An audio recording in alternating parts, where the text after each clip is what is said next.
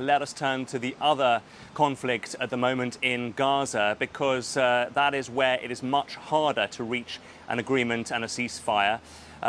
Earlier, senior Hamas officials told the BBC that there were intensifying efforts to try to mediate and reach progress on reaching a ceasefire, and that despite the fact that on Wednesday the Hamas-run health ministry in Gaza said that 45 people were killed that day alone. Let's bring in our Gaza correspondent Rushdie Abu-Alouf. Rushdie, tell us more about the deaths in the last 24 hours. Are they also from people who were queuing for aid distribution?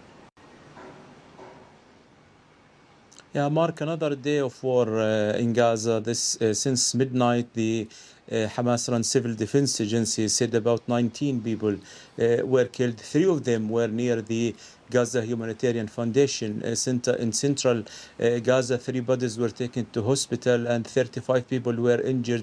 The 19 people were killed also in different places.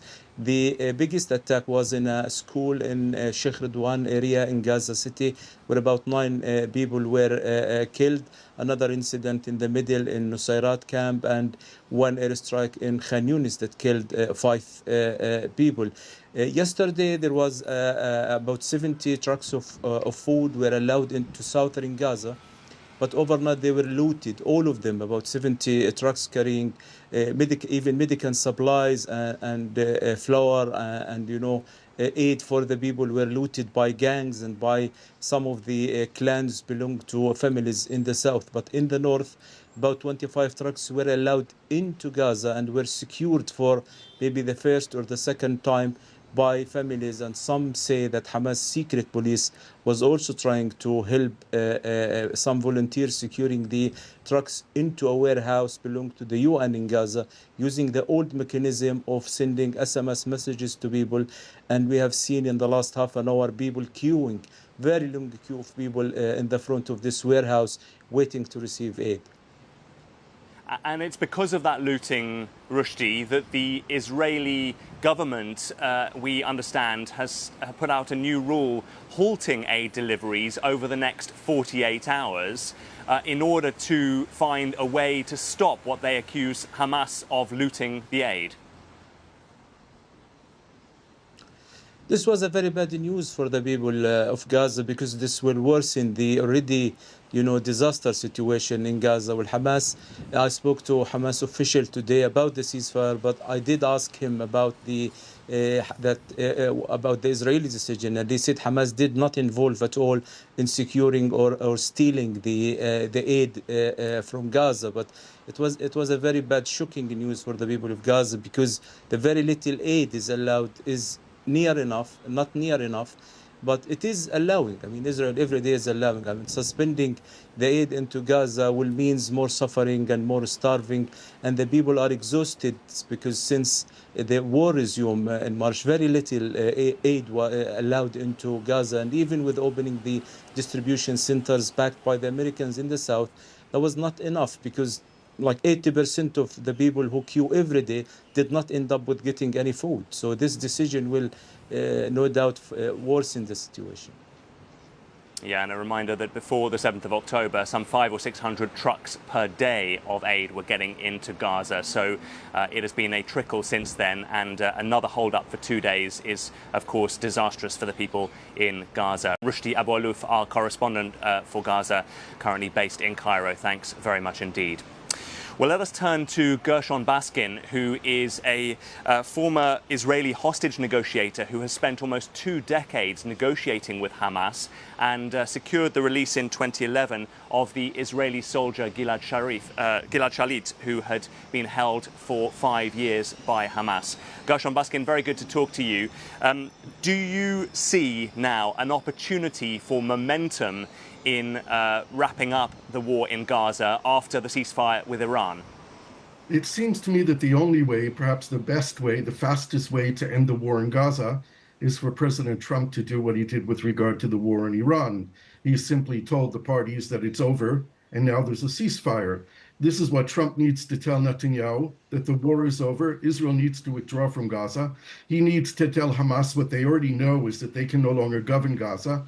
He needs to tell Mahmoud Abbas of the Palestinian Authority to appoint some legitimate person to form a temporary government over Gaza, and needs to tell the Arab countries, Egypt and Jordan and the Saudis and the Emiratis and anyone else who's willing to help bring law and order back to Gaza. This is the way to move forward. This is the only way to get the hostages home, to end the war and have a ceasefire.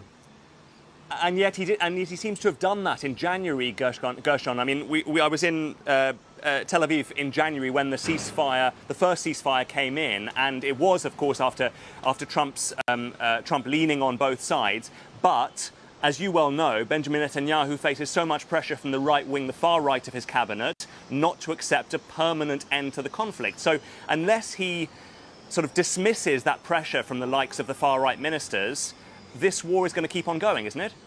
Well, you're 100% right. But the question is, can Netanyahu say no to Trump? Look at what happened 3 nights ago when Israel had its planes heading for Tehran to bomb Iran again.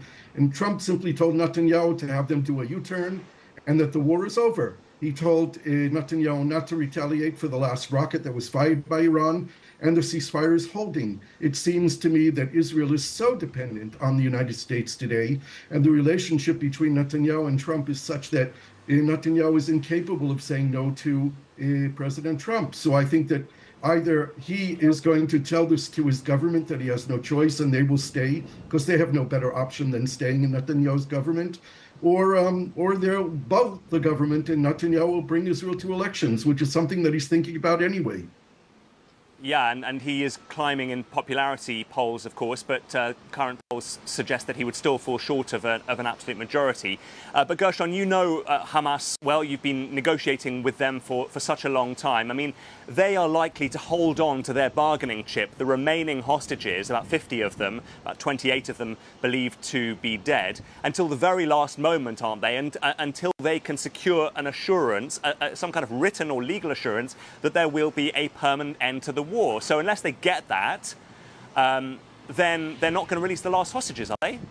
Well, that's for sure. They have told the Americans very clearly through their direct talks with Steve Witkoff and Bashar al-Bahbah that they are expecting a guarantee from President Trump himself that this time Israel will carry forth with the ceasefire, become a permanent ceasefire, and that Israel will withdraw from Gaza. These are the kind of assurances that President Trump needs to give to Hamas. The question is whether or not he will. I know that the American mediators, the Qataris and the Egyptians, are all pushing for an end of a war agreement with Israel.